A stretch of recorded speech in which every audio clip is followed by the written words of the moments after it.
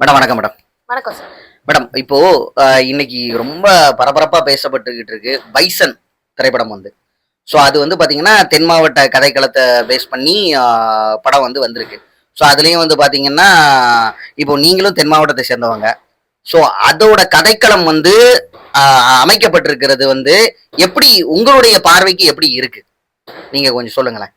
First of all அனைவருக்கும் வணக்கம். எல்லாரும் நம்மளோட சேனலை வந்து சப்ஸ்கிரைப் பண்ணியிருக்கீங்க, ரொம்ப நன்றி. இன்னும் யாரெல்லாம் சப்ஸ்கிரைப் பண்ணாம பார்த்துட்டு இருக்கீங்களா, சப்ஸ்கிரைப் பண்ணிட்டு பாருங்க, ஓகேவா? ஸோ இப்போ நம்ம விஷயத்துக்கு போகலாம். அதாவது நம்மளோட பைசன் அந்த திரைப்படம் வந்து டைரக்டர் மாரி செல்வராஜ் இயக்கியிருக்காங்க. ஸோ நம்மளும் பார்த்தோம், ஒரு 2 days பிஃபோர் போய் பார்த்தோம் படத்தை.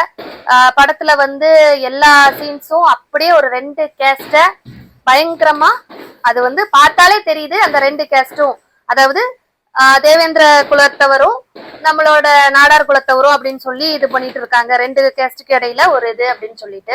ஸோ இதுல வந்து நிறைய சீன்ஸ் வந்து, அதாவது ஆக்சுவல் ஹிஸ்டரியா கூட இருக்கலாம், பட் கொஞ்சம் 1-2 சீன்ஸை கொஞ்சம் மாத்தி இருக்காங்க.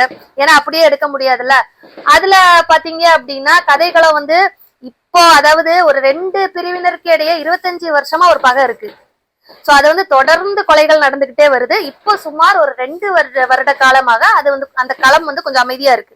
சோ இந்த மாதிரி திரைப்படங்கள் எடுப்பதன் மூலமாக அந்த மாதிரி ஒரு பிரச்சனைகள் வந்து, ஏன்னா திருநெல்வேலி தூத்துக்குடி எல்லாம் பாத்தீங்கன்னா பயங்கர சென்சிட்டிவான ஏரியா. இதுல ஒரு சின்னதா ஒரு விஷயத்த நம்ம போட்டாலும் பயங்கர ஒரு பூகம்பமே வெடிக்கும். அதுவும் கேஸ்ட் இஷ்யூஸ்லாம் பயங்கரமா இருக்கும். அதெல்லாம் இன்பில்ட் ப்ராசஸ்.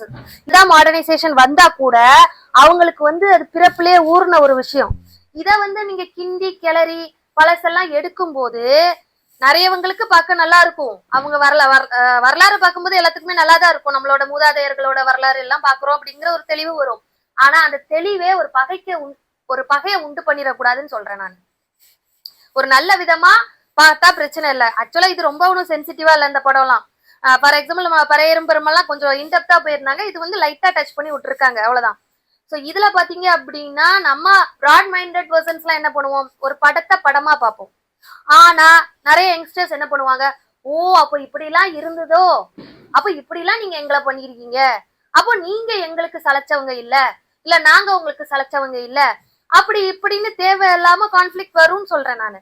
சோ அதனால இந்த மாதிரி சப்ஜெக்ட் மாரி செல்வராஜ் அவர்களை பொறுத்தவரை நல்ல ஒரு டைரக்டர், நல்ல ஒரு என்ன சொல்ற ஒரு இயற்கை சூழலை வந்து பயங்கரமா எடுக்கிறாரு. ஒரு வில்லேஜ் சிச்சுவேஷன், ஒரு கிராம சூழலை வந்து பயங்கரமா எடுத்திருக்காரு. ரொம்ப ஒரு நல்ல விஷயம் அதெல்லாம், அந்த இயற்கை வளம் எல்லாம் பார்க்கும்போது. ஆனா என்ன, கொஞ்சம் கேஸ்ட் ரீதியா கொஞ்சம் டெப்தா போகாம இருக்கிறது நல்லதுன்னு தோணுது. ஏன்னா பாத்தீங்க அப்படின்னா நம்ம பண்ணையாரு பசுபதி பாண்டியன் அந்த 2 கேரக்டர் தான் இதுல மெயின் கேரக்டர்.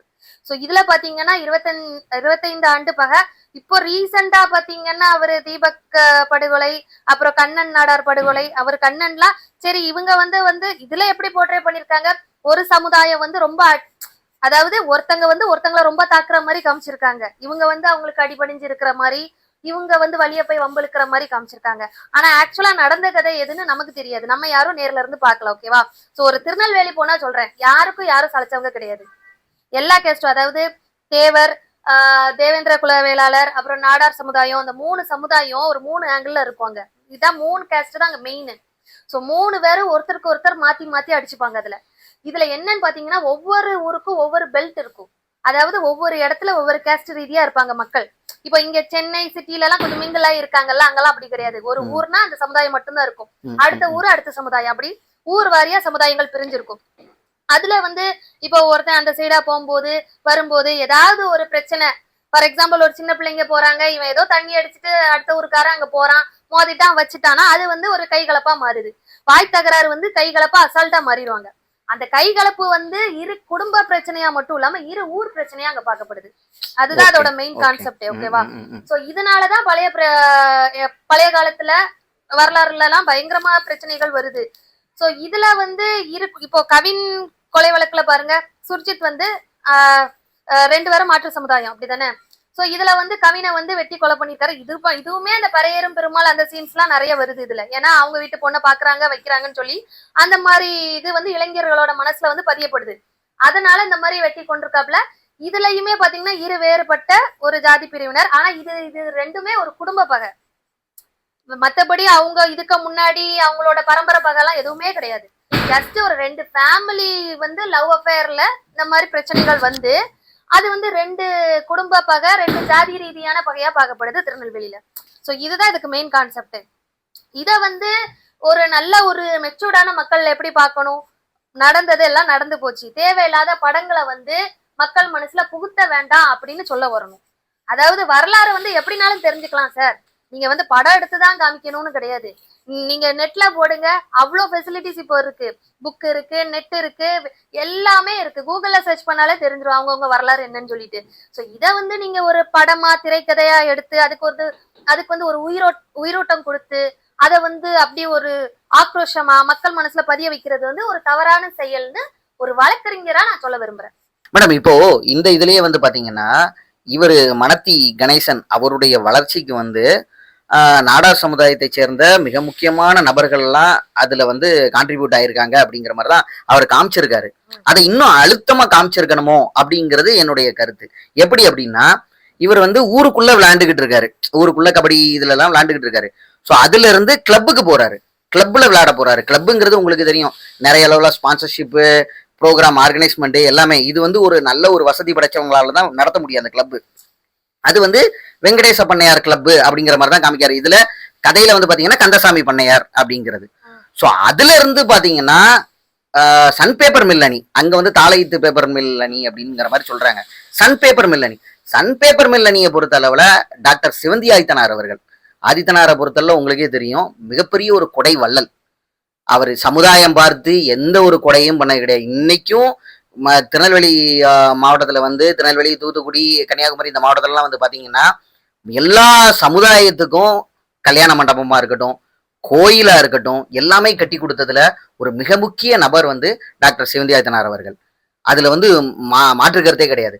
ஸோ அவரோட சன் பேப்பர் மில் அணியில விளையாண்டு அதுல இருந்துதான் இவர் வந்து தமிழ்நாடு ஸ்டேட் டீமுக்கும் இந்தியன் டீமுக்கும் செலக்ட் ஆகுறாரு. ஸோ இதுல எல்லாத்துலயுமே வந்து நாடார்களோட பங்கு வந்து இவருக்கு வந்து மிகப்பெரிய அளவுல இருக்குல்ல.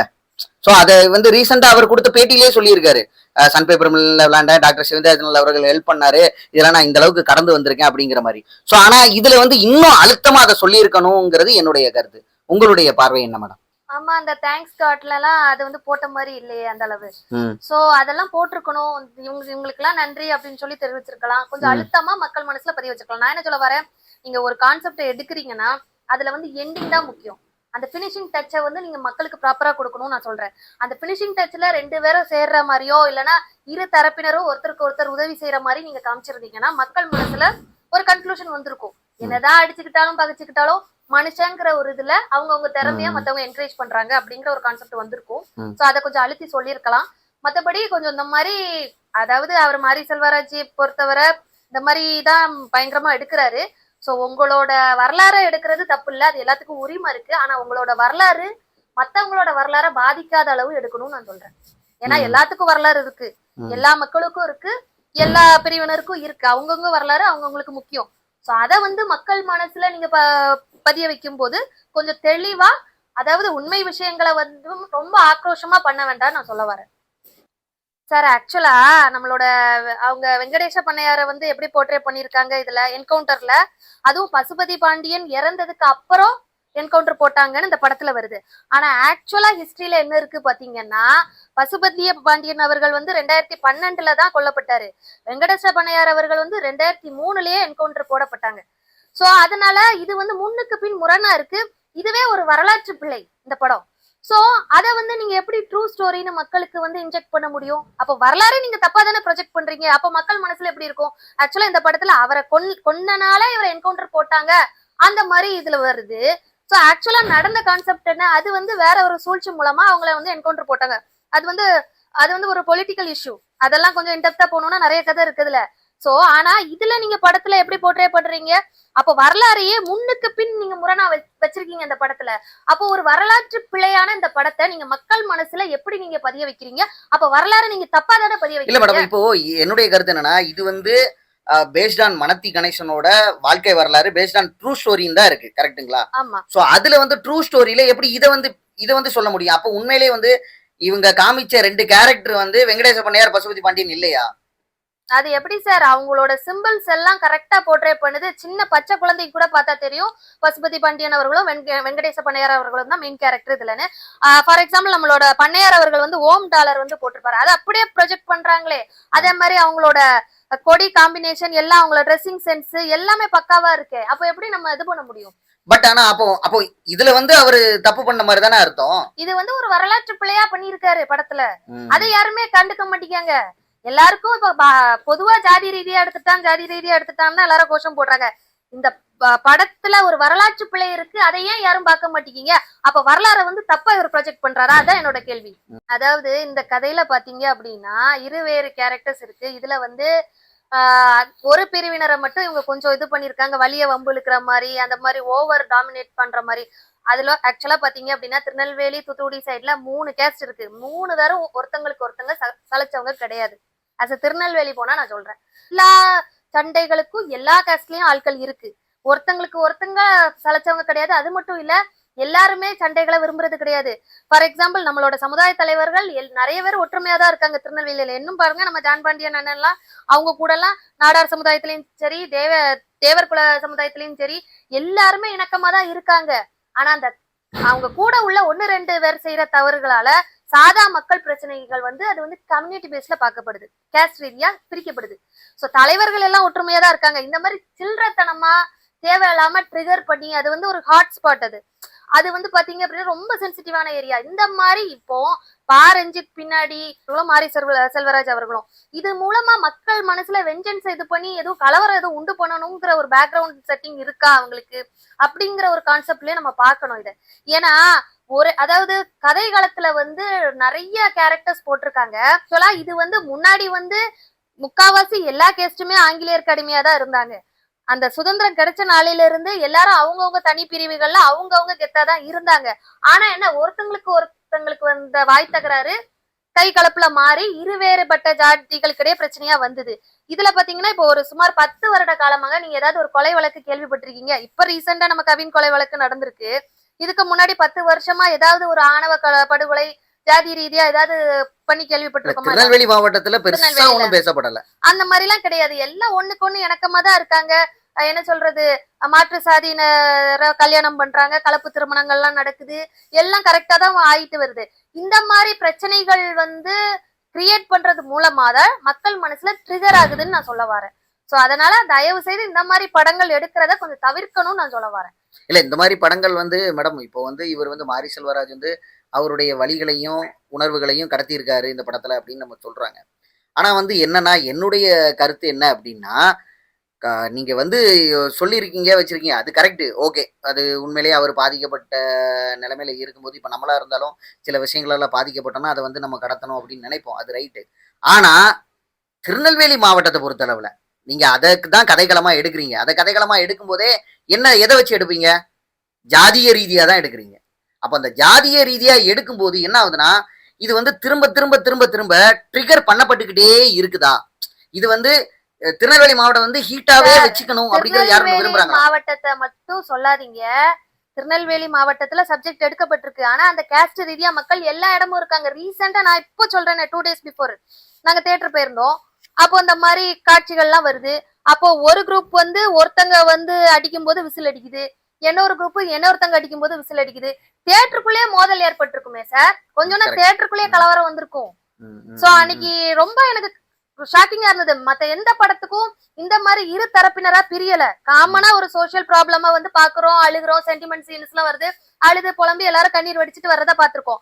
ஆனா இந்த மாதிரி படங்கள்ல அதாவது ஒரு பிரிவினர் வந்து இன்னொரு பிரிவினர் வந்து ஏத்தி கேட்கும் போது பயங்கர விசில் கரகோஷங்கள் வருது.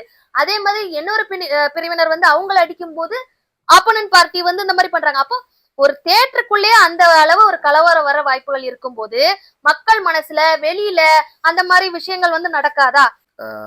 கேள்விகளுக்கு நல்ல பதிலளிச்சீங்க மேடம். நன்றி மேடம். நன்றி சார்.